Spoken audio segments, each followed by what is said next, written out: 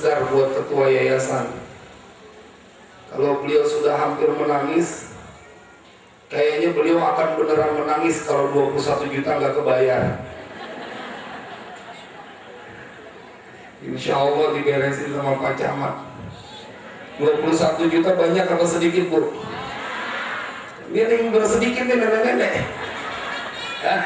Oh, kata Pak Camat sedikit. Garansi bahwa yang menjadikan kalian sebagai pemimpin-pemimpin di permukaan bumi ini adalah Dia, Allah Jalla Jalaluh. Wa rafa'a ba'dakum fawqa ba'din darajat. Dan Dia Allah yang mengangkat derajat sebagian kalian dari sebagian yang lainnya. Saya bilang ke anak saya, nggak bakalan jadi orang susah kalau udah punya Al-Quran. Sampai saat ini saya belum pernah menemukan seorang yang di dadanya ada Al-Quran 30 juz kemudian disusahkan dengan urusan dunia. Nggak pernah, selagi mereka menjadi orang yang istiqomah. Makanya tadi yang diceritakan kekhawatiran oleh Bapak Camat menjadi sebuah berita buruk yang menggemparkan Indonesia. Betapa anak-anak diperlakukan tidak wajar. Di JIS pertama kali tercium, kemudian di berbagai tempat. Bapak Ibu sekalian yang berbahagia, tanya, tuh anak yang diperlakukan itu pasti nggak hafal Al-Quran. Kenapa? Karena anak yang hafal Al-Quran dijagain oleh Allah. Tidak ada satu makhluk pun yang bisa mendatangkan rasa sakit kepada orang yang sudah hafal Al-Quran. La khaufun alaihim wa lahum yahzanun. Cuma kadang-kadang kita suka pakai akal. Tadi diceritain sama Bu Nyai bahwa santri-santri ini berprestasi dalam sekolahnya tetapi tetap menghafal Al-Quran. Saya mengiyakan, karena saya punya putra di MTSN Tambak. Satu ketika di kelas 1 ranking 1, padahal dia sedang hafal Al-Quran. Begitu dia cerita, ranking 1. Enggak, saya nggak ngerasa bangga, biasa aja, ranking 1. Begitu dia turun kelas 2, rankingnya turun. Karena ranking 1 saya nggak berikan apresiasi apapun. Ranking 5. Ngambek dia, ngambek. Ranking 5. Begitu ranking 5, alhamdulillah akhirnya ranking 5, Bang. Aneh ya, Bu ya. Ranking 1 nggak terima kasih, ranking 5 terima kasih. Bahkan saya bilang Bang, awas ya, jangan sampai naik ranking 1 lagi. Jangan sampai ranking 2, jangan sampai ranking 3, ranking 5 aja. Kalau perlu ranking 6, ranking 7 nggak apa-apa. Sampai dia protes, ide Abin kok begitu? Bukannya malah girang kalau anaknya ranking 1, kok ranking 5 disuruh turun sampai ranking 10. Ranking 11 juga saya nggak mau, mentok-mentoknya 10 aja, biar dapat 10 besar. Saya bilang kepada anak saya, Bang, ini ranking cuman bisa-bisaan. Bagaimana kemudian kita bisa bersaing dengan jumlah siswa yang cuman 40 orang? Apa yang harus kita banggakan pada saat kita ranking 1 di antara 40 orang? Abe ingin berkata, banggalah engkau ketika dipilih oleh Allah. Ketika dipilih oleh Allah menjadi keluarganya dalam cara hafal Al-Quran. Itu dia yang orang nggak pada ngiler. Itu dia yang orang pada lupain. Dia lebih bangga anaknya ranking 1 di sekolah, padahal tidak punya Al-Quran di dadanya.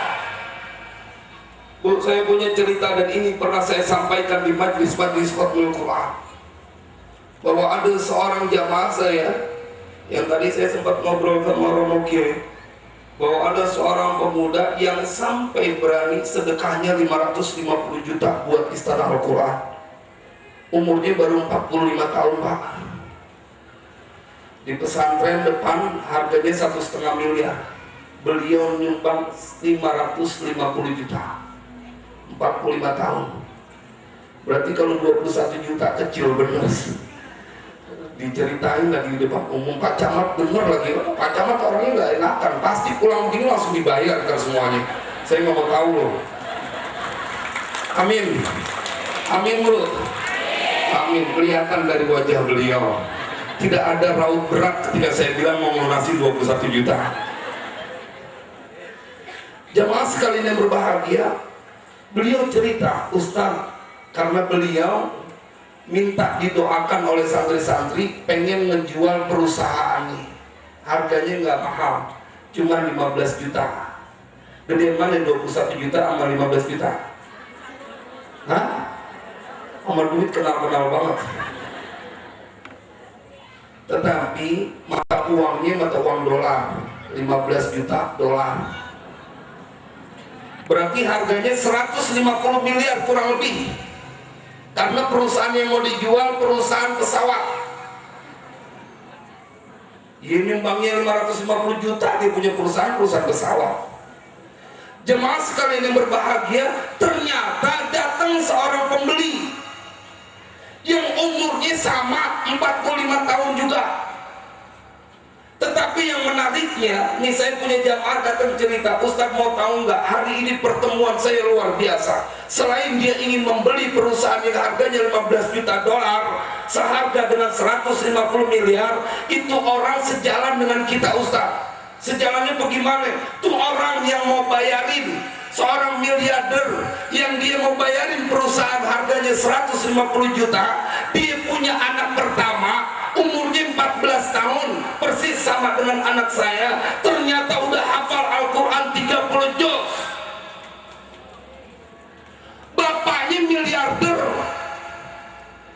orang kaya, tapi dia tetap wajibkan kepada anaknya untuk hafal Al-Quran 30 juz. Saya bilang, Bapak tanya nggak alasan dia apa?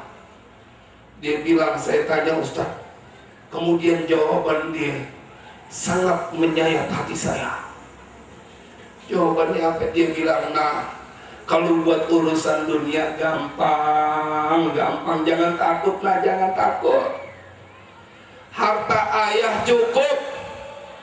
Bahkan bila pun ayah tidak mempunyai harta, engkau tidak akan pernah sengsara urusan dunia nak. Karena engkau tidak pernah meminta dilahirkan ke dunia ini. Allah yang tentukan. Mana mungkin Allah akan menyengsarakan hambanya. Jangankan berbuat aniaya, terhadap orang yang berbuat aniaya saja Allah tidak menyukainya. Bagaimana mungkin Allah akan menjadikan hambanya sengsara? Tetapi jamaah sekalian berbahagia, ayah itu kemudian melanjutkan, tetapi ayah takutkan adalah ketika engkau nanti berada di dalam kubur, nak, ayah nggak bisa nolongin. Pada saat tanah itu bergerak menghimpit tubuhmu, ayah nggak bisa nolongin. Maka kewajibkan kepada engkau untuk hafal Al-Quran 30 juz, karena ada janji mereka yang hafal Al-Quran 30 juz tidak akan tersentuh dengan binatang di dalam kubur. Mereka akan menjadi orang-orang yang dimuliakan oleh Allah. Kalau yang punya duit 150 miliar masih pengen anaknya hafal Al-Quran 30 juz, bukan orang tua yang masih pengen anaknya hafal 30 juz padahal dia udah kaya raya. Apalagi kita. Mengapa itu bisa terjadi? Begitulah kasih sayang orang tua kepada anaknya. Jangan cuma dia sayang di dunia doang. Belakangan dengan hadirnya SMK menyedot bahwa orang tua berbondong-bondong nyekolahin anaknya di SMK. Bener apa enggak? Pengen. Kenapa ya alasannya? Kalau lulus SMK gampang nyari kerja. Bener nih, jujur ibu. Karena apa tuh ngomong begitu? Karena anaknya nggak mau susah, kesian biar gampang dapat kerja. Sekilas itu jawaban betul. Tetapi siapapun orang tua yang dia memaksa anaknya sekolah di SMK dengan alasan lulus SMK mudah dapat kerja, maka sesungguhnya itu adalah orang tua yang jahat. Lalu mana tadi jawab? Kenapa saya bilang jahat? Orang masih sekolah, orang tuanya udah punya cita-cita, tuh anak pengen dijadikan buruh, kerja di pabrik yang gajinya cuma 2 jutaan. Tanggal 1 Mei kemarin di Jakarta dan seluruh dunia diperingati dengan May Day, Hari Buruh Dunia. Apa yang terjadi? Saya lihat di TV, ribuan orang turun di depan istana, panas-panasan bawa bendera. Apa yang terjadi? Mereka cuma menuntut biar ditaikin gaji jadi 3,7 juta. Mereka teriak-teriak minta sama pemerintah naikin uang gajinya, standar gajinya dengan 3,7 juta. Sampai di mana uang 3,7 juta untuk kehidupan sekarang? Apa yang perlu dibanggakan? Tetapi bila anak-anak kita punya Al-Quran, jangan kata dunia, surga aja udah dijamin oleh Allah. Surga aja udah dijamin oleh Allah. Saya suka ngomong sama istri saya pada saat beliau diskusi tentang pendidikan anak. Saya bilang wajib semuanya anak hafal Al-Quran. Ibu karena saking saya bilang begini, abang memaksa sama anak, itu egois namanya. Iya, emang saya egois karena saking sayangnya sama anak. Saya tahu bahwa bila mempunyai Al-Quran, mereka semua akan dimanjakan dengan kehidupan di dunia ini. Mereka semua akan mendapatkan keistimewaan nanti di yaumil qiyamah. Sampai-sampai Nabi SAW bersabda, siapa yang membaca Al-Quran wa amila bima fihi, dan dia kemudian mengamalkan apa yang ada di dalam Al-Quran, albasallahu walidayhi tajan yaumal qiyamah.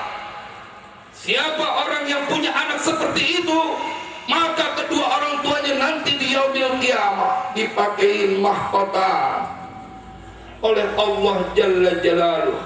Dawuhu ahsanu min dawi syamsi fi buyutid dunya. Cahaya dari mahkota itu melebihi terangnya cahaya matahari pada saat di dunia.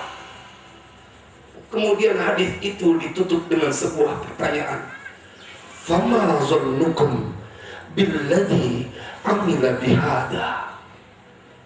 Lalu bagaimana pendapat kalian terhadap orang yang mengamalkan itu?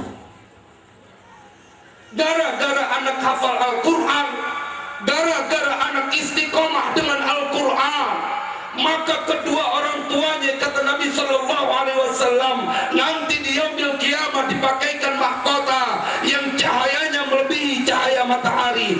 Bila anak bisa melakukan itu buat orang tuanya, maka bagaimana dengan anak kita? Tentunya mereka mendapatkan lebih hebat lagi. Karena itu saya suka berpesan kepada santri-santri, termasuk yang baru diwisuda. Saya suka menganalisa kenapa kiai-kiai kita dulu, ulama-ulama kita mewariskan kepada anak-anak santri-santri yang sedang hafal Al-Quran, sering-sering simaan, setoran. Kalau salah kadang-kadang ditampar, diomelin, ditabok pahanya.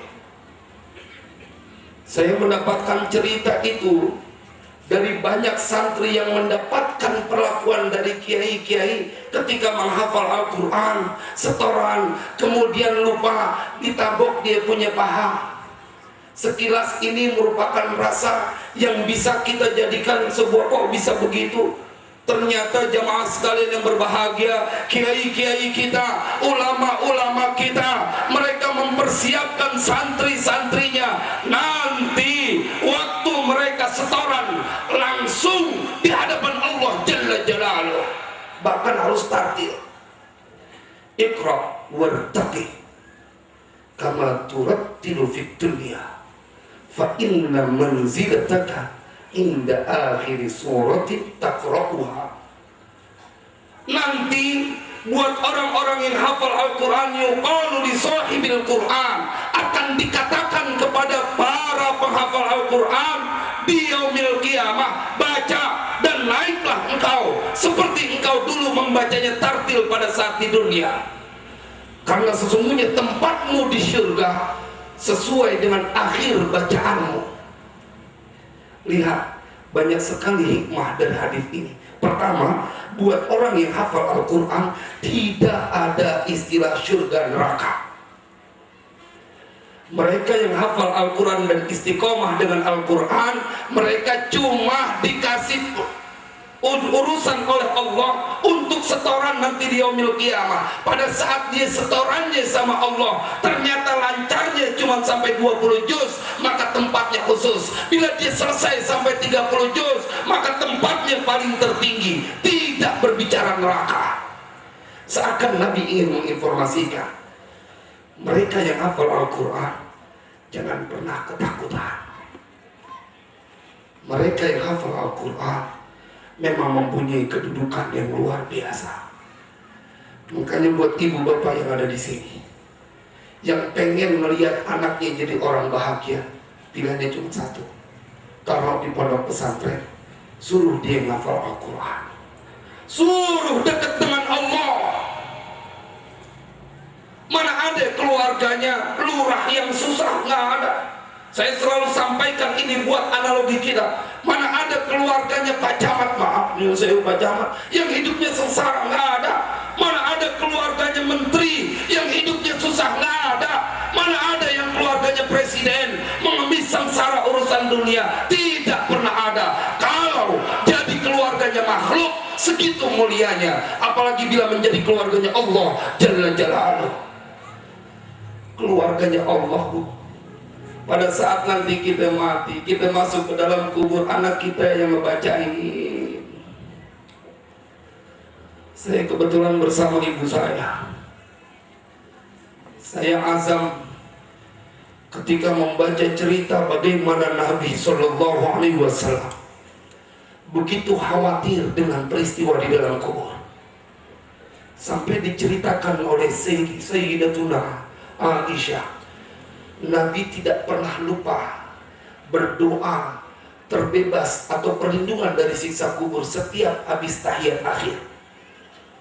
Sehingga Nabi bersabda, "A'udzu billahi min adzabillah, a'udzu billahi min adzabil qabri, a'udzu billahi min fitnatil masiihid dajjal, a'udzu billahi min fitnatil mahya wal mamat." Betapa Rasulullah khatamul anbiya'i wal mursalin, Al-Quran turun sama beliau. Ahlan wa sahlan, guru saya Kiai Atabik punyai Hajarul Sohifah. Nyuwun sewu. Al-Quran setiap kali beliau mendapatkannya diceritakan dalam sejarah, tak jarang beliau dalam keadaan pingsan karena nggak kuat terima Al-Quran. Berapa kali seorang sahabat yang ketika membaca surat At-Takatsur, bahkan Imam Ali bin Abi Thalib ketika membaca surat At-Takatsur nggak sampai selesai bacaannya karena keburu pingsan. Apa yang terjadi dengan Salman Al-Farisi ketika membaca ayat wa inna jahannama la mau'iduhum ajmain, lari 3 hari dari rumahnya, ketakutan dan lantaran bacaan Al-Quran. Betapa yang diceritakan oleh sejarah tentang Abu Bakar As-Siddiq, orang-orang kafir Quraisy, orang-orang musyrikin ketakutan karena sebelum Abu Bakar As-Siddiq hijrah dari kota Mekah, Abu Bakar As-Siddiq sudah pernah melakukan keinginan buat keluar dari kota Mekah karena nggak tahan dengan apa yang dilakukan oleh kafir Quraisy, dan ini juga yang dilakukan kepada Nabi Sallallahu Alaihi Wasallam. Karena itu diabadikan di dalam Al-Quran, walaqad na'lamu annaka yadhiqu sadruka bima yaqulun fasabbih bihamdi rabbika wa kum minas sajidin wa'bud rabbaka hatta ya'tiyakal yaqin. Abu Bakar As-Siddiq kemudian dibolehkan, jangan engkau keluar dari kota Mekah. Engkau boleh sholat, engkau boleh baca Al-Quran, tapi jangan keluar rumah, di rumah aja. Jamaah sekalian yang berbahagia, Abu Bakar As-Siddiq melakukan sholat di rumahnya. Tetapi kemudian beliau ketika membaca Al-Quran, suaranya kelewat kencang dan kemudian keluar sampai terdengar di luar rumahnya. Apa yang terjadi? Pemuda-pemudi, orang-orang musyrik, dia punya keterpikatan dengan suara Al-Quran. Kemudian setiap kali Umar, setiap kali Abu Bakar As-Siddiq membaca Al-Quran, itu pemuda-pemudi, orang kafir Quraisy, orang musyrik, semuanya ngerapat ke rumah Abu Bakar, sekedar ngedengerin betapa indahnya setiap kalimat yang keluar dari lisan Abu Bakar As-Siddiq. Ini menyebabkan orang tuanya pada ketakutan. Saya membaca cerita ini menjadi sesuatu yang menginspirasi. Kalau bacaan Al-Quran bisa menyentuh hati orang-orang musyrik, dan dia pengen ngedengerin, apalagi kita yang ada di sini. Bu, kalau kita punya anak hafal Al-Quran, dia istiqomah dengan Al-Quran, ibu mau udah dijamin dah, karena hadisnya sahih. Bukan hanya bicara masuk surga, mahkota sudah menanti. Bila anak kita dia menjadi seorang insinyur, bila anak kita menjadi seorang dokter, bila anak kita menjadi pengusaha, mereka jadi orang kaya, pertama kali yang mereka akan berikan kebahagiaan pasti istrinya. Ibunya belakangan, yang dibeli mobil pasti istrinya, pasti anaknya. Saya suka bilang, yang begini nih, punya anak akhirnya tidak mempunyai manfaat. Tapi kalau kita punya anak pun, yang dia nanti akan nuntun kita masuk ke dalam syurganya Allah Jalla Jalaluhu. Setiap dia baca ayat Al-Quran, maka akan mendatangkan pahala buat kita. Saya mau cerita sedikit. Pertama kali saya mondokin anak saya ke pesantren Al-Quran. Pak, waktu saya mondokin anak saya ke pesantren Al-Quran, pertama kali di daerah Karawang. Karena di situ khusus anak-anak kecil. Waktu itu saya punya gaji kerja cuma 1,5 juta. 1,5 juta. Capek. Jadi orang susah capek.